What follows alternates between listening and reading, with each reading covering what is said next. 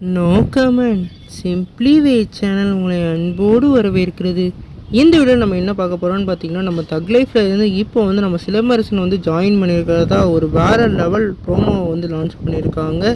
இந்த ப்ரோமோலேயே வந்து அவரோட கெட்டப்பும் அதே மாதிரி அவரோட என்ட்ரியும் மாஸாக இருந்தது. குறிப்பாக வந்து மங்காத்தால எப்படி வந்து நம்ம அஜித்குமார் சார் வந்து இன்ட்ரோ வந்து மிரட்டியிருப்பாங்களோ அந்தளவுக்கு ஒரு மிரட்டலான இன்ட்ரோவை வந்து நம்ம சிலம்பரசனுக்கு கொடுத்துருக்காங்க.